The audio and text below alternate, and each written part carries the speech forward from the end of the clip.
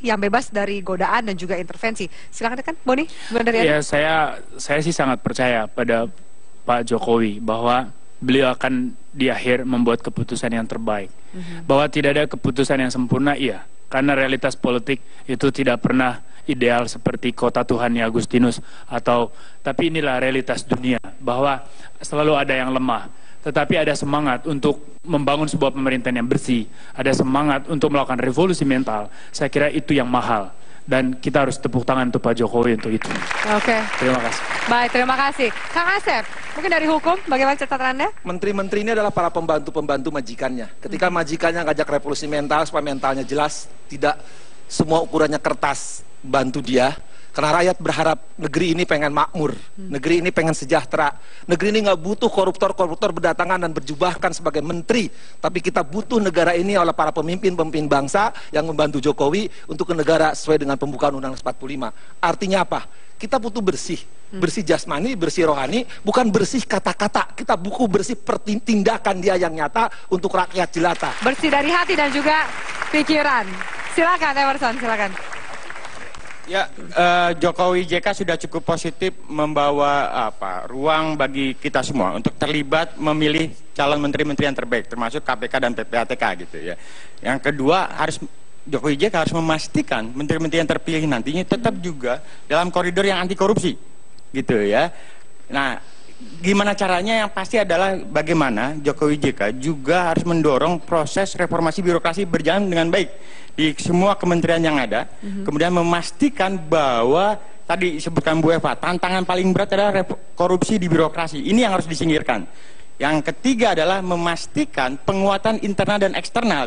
Internal artinya misalnya melibatkan UKP 4 atau misalnya pengawas-pengawas internal yang ada. Eksternal, saya pikir pemerintahan Jokowi JK, kabinetnya harus membuka ruang bagi KPK, PPATK untuk mengawasi dia selama 24 jam penuh gitu ya. Kalau ada bermasalah, jangan ada kompromi, segera dipecat seperti itu. Oke, baik. Kita nantikan apakah juga ada ketegasan itu. Silakan Pak Dahlan. Ini kalau ada mungkin bisa cerita dari pengalaman Anda Pak Dahlan. Catatannya, nasihatnya. Kalau presidennya sudah bersih, wakil presiden sudah bersih, menterinya sudah bersih, saya kira 3 level sudah bersih itu sudah sangat bagus. Tinggal sekarang dirjen dan direktur. Nah, dalam waktu 6 bulan kalau bisa membersihkan dirjen dan direktur, saya kira yang bawah itu sangat mudah. Nah, konsekuensinya... Susah gak Pak untuk membersihkan dirjen dan direktur? Saya kira dalam waktu 6 bulan cukup. Yang penting Presiden punya komitmen untuk memberikan kewenangan kepada menteri memilih dirjen dan direktur yang betul-betul dianggap integritasnya bagus. Maka kalau sudah 5 level yang paling atas ini bersih semua, menurut saya ke bawahnya nanti sudah lebih gampang. Konsekuensinya adalah partai-partai jangan berharap dapat dana dari situ, kemudian teman-teman jangan berharap dapat objek dari situ, konco-konco keluarga, semua sudah harus punya gambaran bahwa tidak akan dapat uang lagi dari situ. Saya percaya bahwa kalau Pak Presiden, Wakil Presiden, Menteri sudah bersih, kemudian Dirjen, Direktur sudah bersih, ini insya Allah ke bawahnya betul-betul lebih gampang. Mudah-mudahan. Amin. Itu doa semuanya. Terima kasih Pak Dahlan. Nah, dari Pak Menteri ke calon Menteri, silakan Pak Eva, bagaimana catatan Anda? Begini, korupsi itu kan karena ada niat, kemudian ada peluang. Jadi menyambung dari teman-teman tadi, sistem harus diperbaiki. Saya mengusulkan yang akan datang harus ada fraud control mekanisme. Jadi pencegahan melalui pembangunan sistem, misalkan perencanaan KPK dilibatkan, perencanaan proyek yang besar PPATK dan KPK dilibatkan seperti di Hong Kong.